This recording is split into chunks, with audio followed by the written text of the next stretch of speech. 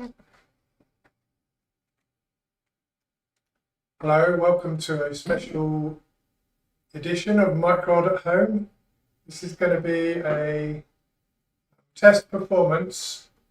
That's not the right word, is it, Nicola? What is this? This is a test. This is a play test. It's a new software that we've developed, which is on the walls around me. We've got 3 projectors here looking at 2 different websites. So the 2 on either side are looking at the same website. They will go slightly out of sync, but we'll be sending signals from our tablets.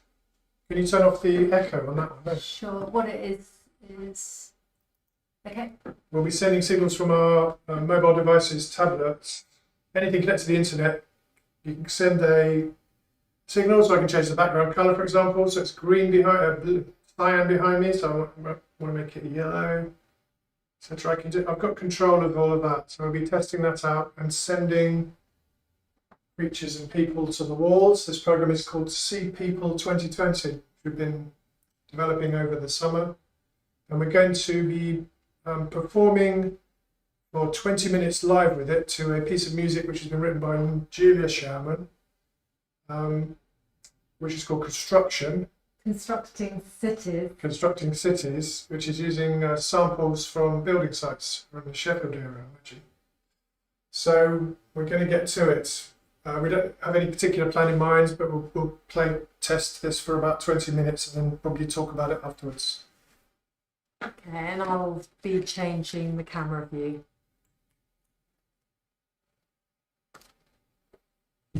Where are my earphones? Yeah. Did any of that record? Yes, we're going to say it did. Right, I'm going to turn the speakers off, microphones off, and put the music on.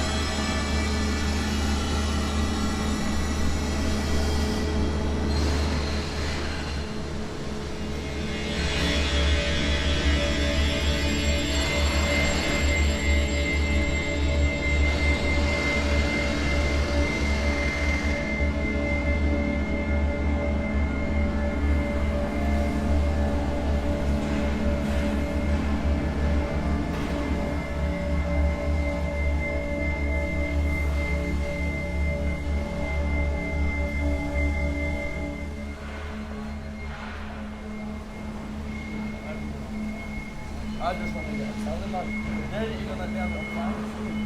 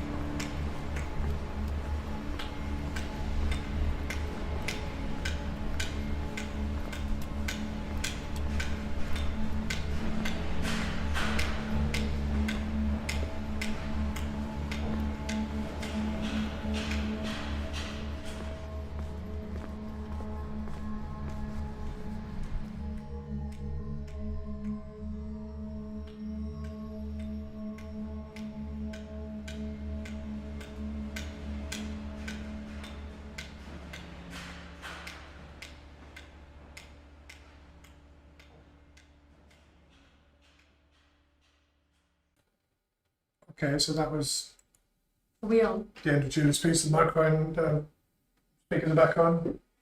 Microphone's back on. Wow. Was that better than we did a test the week before? Was that better? I would say it is.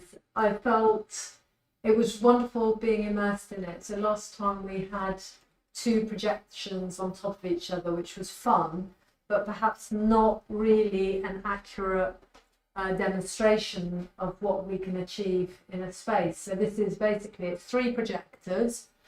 2 of the projectors are, or 2 of the computers are linked to the same URL. And then the middle projector, which Tim's standing in front of, is linked to a different one. And so what we've got is walls 1 and 3 are loading the same animation, and then the ones in the background are different. So it's the same program, but in 2 different URLs. And both Tim and I, on our apps, and anyone else who would link in with it, can manipulate whichever URL we want to, whichever web page we want to. So oftentimes you got confused over which one I was controlling. No, I didn't. Maybe one controller should just control all of it. We're thinking of splitting out. So the walls. The reason these walls are slightly different, even though they've got the same web page, is because of they're receiving internet signals through the internet from the phones, and they'll be receiving them at slightly different times, and therefore will position objects in slightly different places. That's what I'm guessing. Sort of your chaos theory. They're the same program, but they get slightly out of sync with each other. The browsers are probably not running at exactly the same speed. I mean, I think we probably have to play test it with other people. I like the fact that I could choose which wall that I jammed with. It felt very improvisational. It felt really exciting. How does that get there and there's nothing up? Why are the blocks? Well, let me see if I can send a block in for both sides. So I'm going to put walls 1. So I know what it and is. 2. Yeah. Okay. So some of the things are global variables. So the positioning of the blocks. You set the block in. Yeah, I'm going to send 4 yellow squares or something. It's going to. You'll know what it is because it's Just a yellow small one. connector. Small one. See, it's dropped in the same position in both screens. So now I'll do a smaller one, yeah? But because there's different things underneath it, it can't get to the bottom. Okay, so I'm going to send an orange, and this is going to look like licorice or salt. There it is, twice. How did it get there? That's quite interesting. I didn't think it could drop into that position. But anyway. Yeah, so they arrive in the same, they come down in the same position, but there's different stuff below. The reason there's different stuff below is because these, the robots, they pick up a block randomly, and it's local to each browser. So it's not a global random that they're using. They're using a local random. Should I pick up this block? There's a level, should I put it down? So they'll move the blocks to different positions. So that's why the blocks are different. Other things though, like at one point we had the swarm. Yeah, I had a One line, screen was full of swarm, and the other screen was squished just in. the line, which I'm it not might sure have about that. been. It might have been put on there at some point. So I'm just going to put it back on walls 2 and 3. So yeah, I really enjoy it, and I felt that I was missing roots. Not roots, sorry. I felt I was missing Nature's the too flame. hard to do. Yeah, I Flame. think the flame one, so Oh, the that's a good idea. tentacle one, so that you could attach Yeah, so that up and down and Burn make it all blocks. up. Yeah, Perfect. yeah. Look, roots. So that nature's coming nicely It there. is there, but it took a long time to So it get anywhere good. depends on what's happening on the screen. Yeah, I think that needs a little bit of work. And yeah, I think it's really good. So shall I stop? I'll stop the recording. Just leave the stream because Yeah. I'll cut the stream as well because I want to film some stuff, over the shoulder stuff of actually showing that you're controlling it, Sure. and I want to film some stuff of us in it. Okay, well, before we go then, that was a short one. So first of all, thank you, Julia, again for constructing cities. So it's as you can imagine, a perfect soundtrack to work to with our little people busily building their buildings, and we're also dropping in architecture as well. So thanks again for that. We will be doing micro worlds at home in future, but they for the moment, we're going to tend to focus them on our developments in our ACE-funded Covid-Secure Microworld. So this one obviously is looking at using our own designed apps for people to engage within the space. So we're thinking of using QR codes so that locally people can manipulate the websites rather than doing it at a distance, just in case someone in Miami wants to have a fiddle. And we'll also be looking at in future episodes how we use foot buttons. So, do you want to say anything about what's happening with Matt at the moment with Not library? really, no, it's all in development. So as we get things done, we'll be demoing them and recording them. I mean, it's not hugely. It's more just people can see what our process is. We're not doing fully considered Yes. shows. We're just showing stuff as we've got, Yes. just to keep us keep us sort of honest isn't quite the right word, but just keep it pushing forward by forcing us to have to actually get it developed by next weekend. Yeah, because as we've said so many times, the future of interaction in museums relies on artworks being hands-free. So obviously foot pedals are a possibility, but so thanks for joining us, and we'll see you again next time. Not sure when the next one's going to be, but we'll post it and we'll promote it. Thank you. Bye.